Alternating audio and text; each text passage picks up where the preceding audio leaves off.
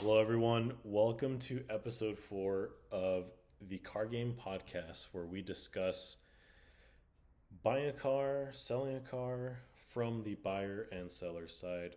And today I'm going to talk about, does a BMW drive different than a Mercedes?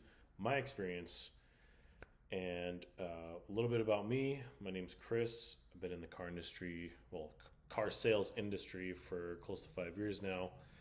And I just thought I want to share my experiences in selling cars and buying cars. Maybe you can learn something as a buyer, and hear a different perspective from a seller, and pretty much want to just help out where I can. So a long time ago, I had a Mercedes C-Class C300 AMG line night edition. It was a beautiful car, but it kind of drove like shit. So after I learned about different brands and how they drive, I kind of regretted my purchase. But let me tell you why.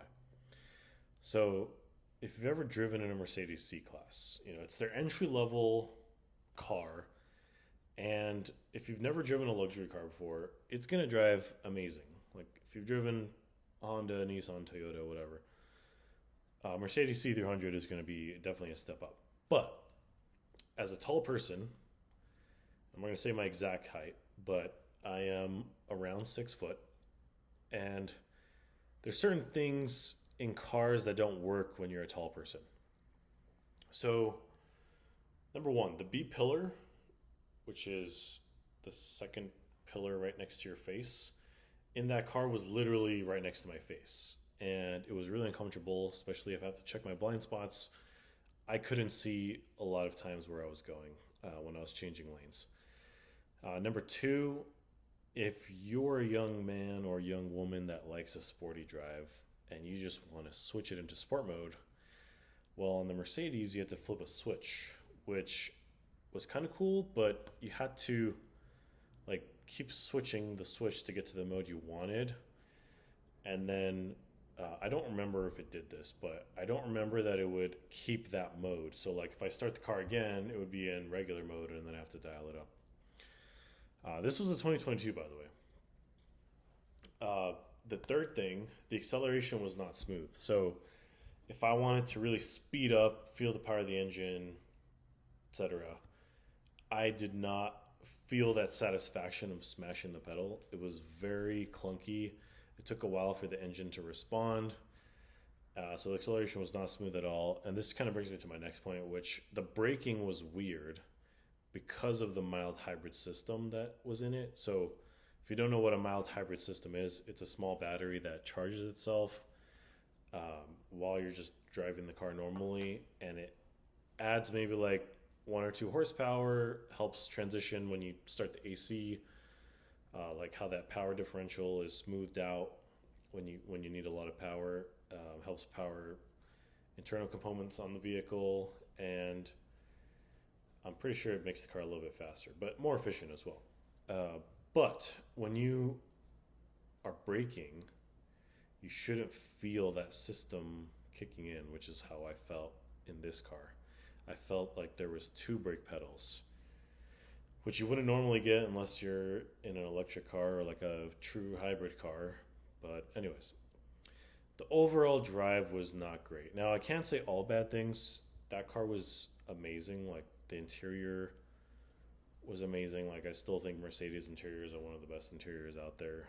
But that was not enough to overcome the clunky driving situation. It actually kind of made me hate that car towards the end. But it was my dream car. It was a car I always wanted to own, a Mercedes, and it just left a lot to be desired. It made me regret not getting the E-Class, which would have been a great first Mercedes, but it was a little bit out of my budget at the time.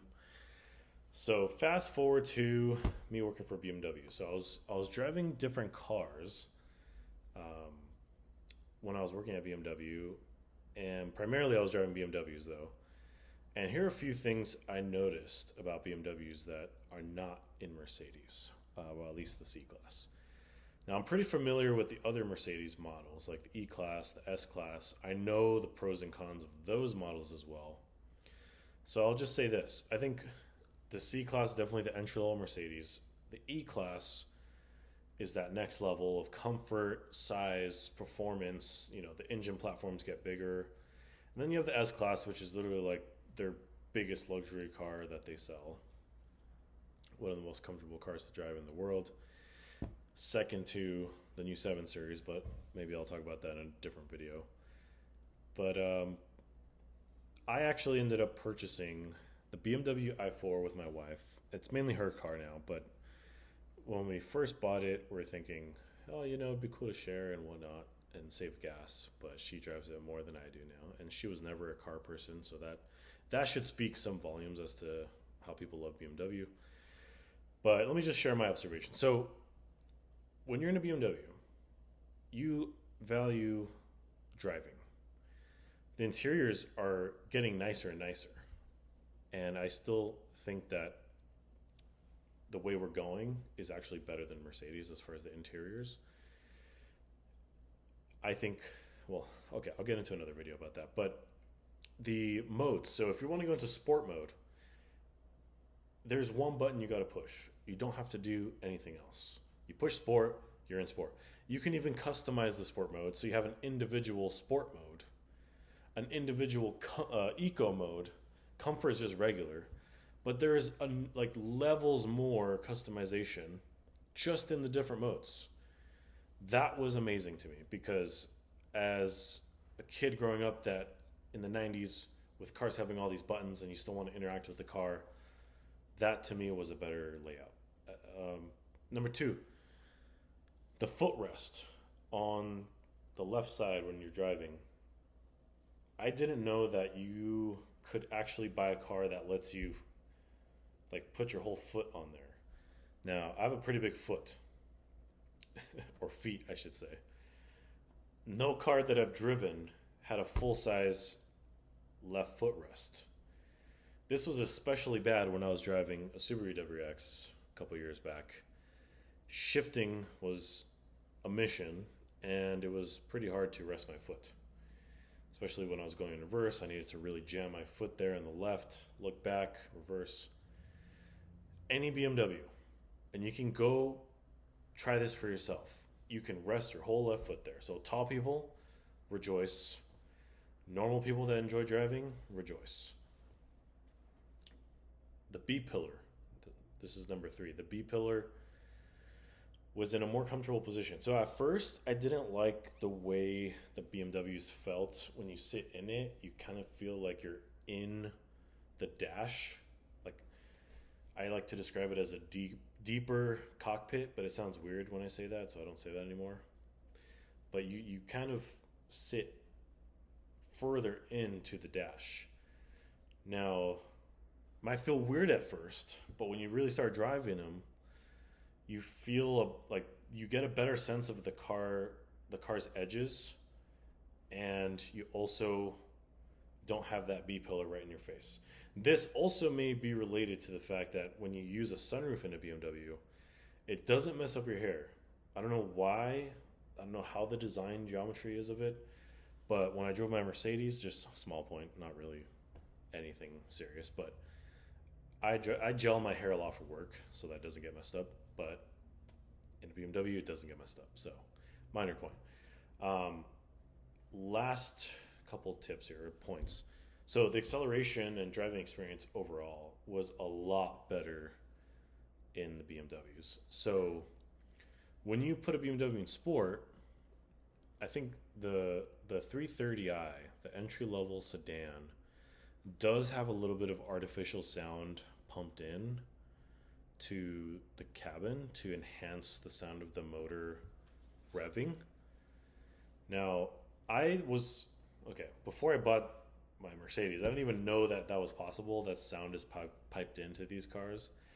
But let me tell you, that C-Class did not have any sound piped in. Instead, it sounded like a lawnmower cranking up when you would step on it because the engine was laboring so hard to just move.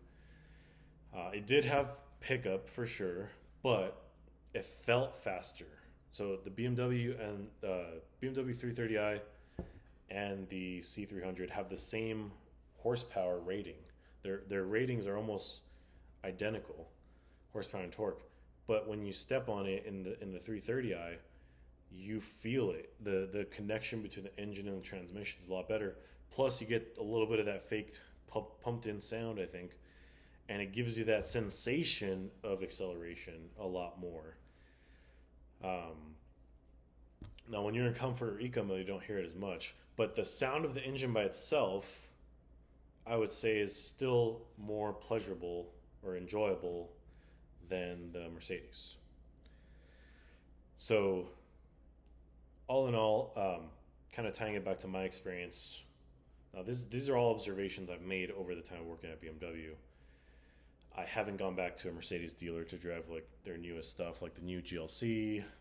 Which, by the way, I drove the old GMC, and that was also terrible. So, if you guys want more videos on GLC versus X3, let me know. I should have titled this video BMW 330i drives better than C300, but I'll prepare my title better next time. But let's wrap up the video. I just really wanted to share my experience from owning a Mercedes and now working and driving BMWs. My electric i4, by the way, going back to that point on acceleration, has a lot of torque and it's very smooth. Like most electric cars are, instantaneous torque and smooth power delivery like the Teslas. But the BMW just feels way better. So I bought a BMW. That's all for tonight. Sorry to post so late. This is episode 4, and you guys have a good one.